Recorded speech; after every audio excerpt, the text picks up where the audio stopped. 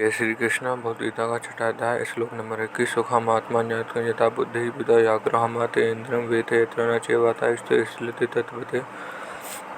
इसका हिंदी अर्थ है, जो सुख आत्यंतिक अति इंद्रिय और बुद्धिग्राह है, उस सुख का जिस अवस्था में अनुभव करता है और जिस सुख में स्थित हुआ यह ध्यानयोगी तत्व से फिर विचलित नहीं होता।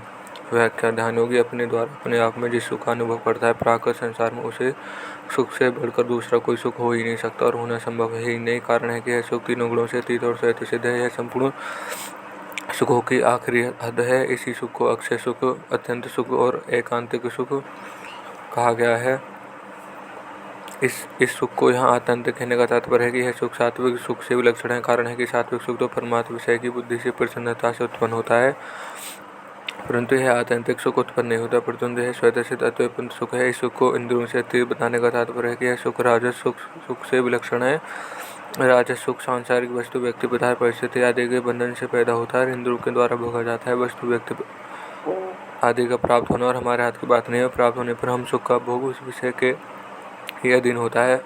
अतः राजस सुख में पराधीनता है, परंतु आत्यंतिक सुख में पराधीनता नहीं है। कारण है कि आत्यंतिक सुख इंद्रियों का विषय नहीं है। इंद्रियों की तो बात ही क्या, वहाँ मन की भी पहुँच नहीं सकती है। सुख तो स्वयं के द्वारा ही अनुभव में आता है। इस सुख के अतः इंद्रिय कहाँ है। इस सुख को बुद्धिग्राह बताने का तात्पर्य है कि सुख तामस सुख से विलक्षण है। तामस सुख निंदा, आलस्य और प्रमाद से उत्पन्न होता है। गाढ़ निद्रा में तो सुख मिलता है, पर उसमें बुद्धि लीन हो जाती है। आलस्य और प्रमाद में सुख होता है, पर उसमें बुद्धि ठीक जागृत नहीं रहती तथा विवेक शक्ति विलुप्त हो जाती है। परंतु आत्यंतिक सुख में बुद्धि लीन नहीं होती और विवेक शक्ति भी ठीक जागृत रहती है। पर इस आत्यंतिक सुख को बुद्धि को पकड़ नहीं सकते, क्योंकि प्रकृति का कार्य बुद्धि प्रकृति से अतीत स्वरूप भूतों सुख को पकड़ ही कैसे सकती है। यहाँ सुख को आत्यंतिक, अतीन्द्रिय और बुद्धिग्राह बताने का तात्पर्य है कि यह सुख सात्विक, राजस और तामस सुख से विलक्षण अर्थात गुणातीत स्वरूप भूत है। ध्यानयोगी अपने द्वारा ही अपने आप का सुख का अनुभव करता है और इस सुख में स्थित हुआ वह कभी किन्हीं मात्र विचलित नहीं होता, अर्थात इस सुख की अखंडता निरंतर स्वयं बनी रहती है। जैसे मुसलमानों ने धोखे से शिव जी के पुत्र संभाजी को कैद कर लिया और उनसे मुस्लिम धर्म स्वीकार करने के लिए कहा, परंतु जब संभाजी ने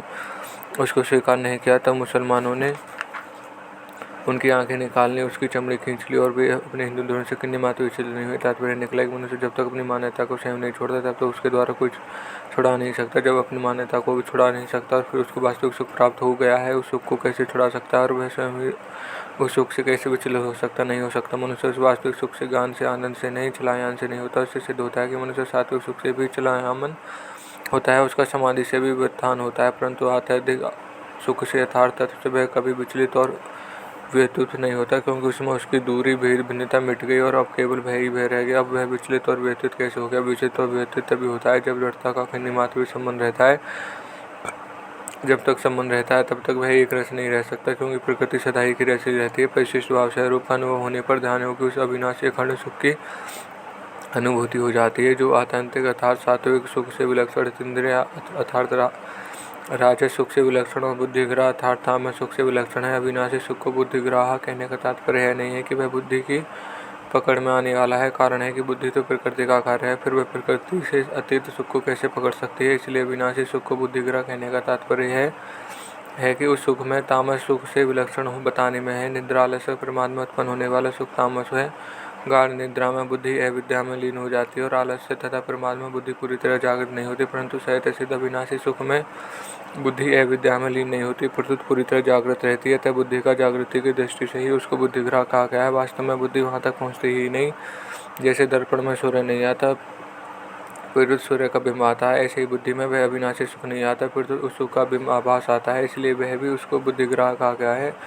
तात्पर्य यह हुआ कि स्वयं का अखंड सुख सात्विक, राजस और तामस सुख में भी अत्यंत विलक्षण अर्थात गुणातीत अथवा उसको बुद्धिग्राह कहने पर भी वास्तव में वह बुद्धि से सर्वथा अतीत है। बुद्धियुक्त चेतन ही बुद्धिग्राह है। शुद्ध चेतन ही वास्तव में वह स्वयं प्रकृति के द्वारा मिल सकता है ही नहीं, पर वह अपने को मिला हुआ मान लेता है।